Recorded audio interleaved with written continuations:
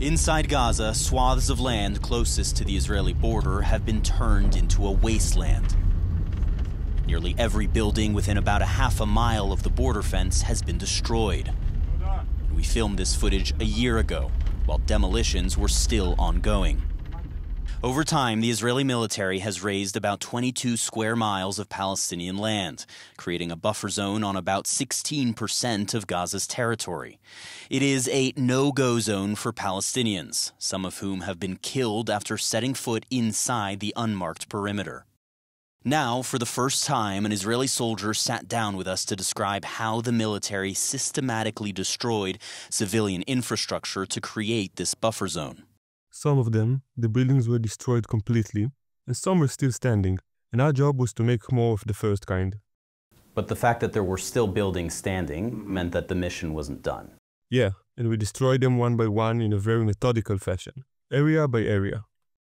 A sergeant first class in the 5th Infantry Brigade, he was called up to reserve duty on October 7th and was later deployed here, in the industrial zone of Gaza City's Shujaiya neighborhood, protecting combat engineers as they bulldozed buildings and rigged others to explode.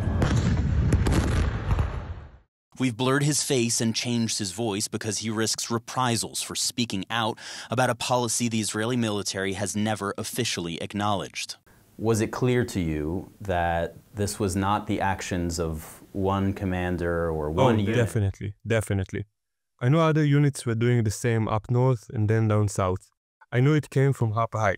What did they tell you about the mission to raise these buildings and establish this security zone? One was that as a lesson from October 7th. We're gonna have a larger buffer zone, larger than before. And the other was that on October 7th, this industrial zone was used as a launching ground. Over the course of the war, this one-time economic hub was flattened.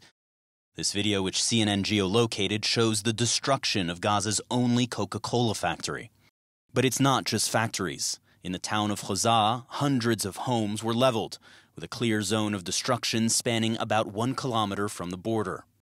Residential buildings, greenhouses, sheds, factories, you name it, it needs to be flat. That's the order, a sergeant major who served in Gaza said.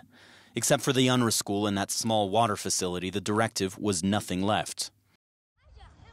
He is one of a dozen Israeli soldiers who described the demolitions and enforcement of the buffer zone to breaking the silence, an Israeli watchdog group that verifies and publishes soldiers' testimonials.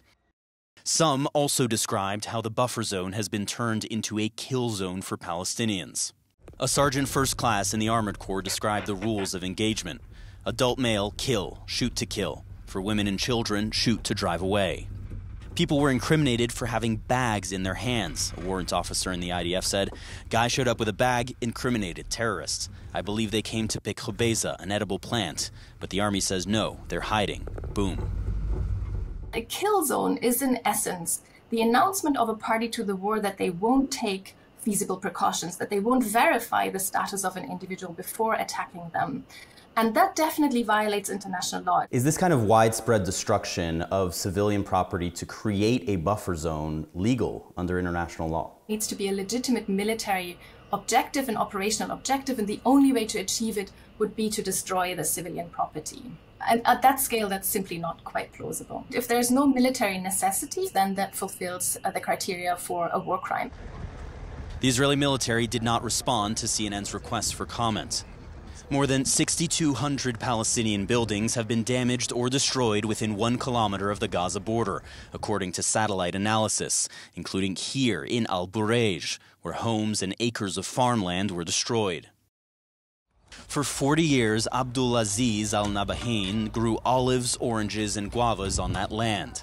But that has all been ripped away from him. When they announced the 40-day truce, we went back. We found the house destroyed. The trees were bulldozed. But he has lost so much more. Abdulaziz says his son Mahmoud went to collect firewood near their home when he was shelled by an Israeli tank and killed. The Israeli military did not respond to CNN's requests for comment. They knew they were only collecting wood, not resisting or fighting, just a cart with wood clearly visible. Still, they were targeted.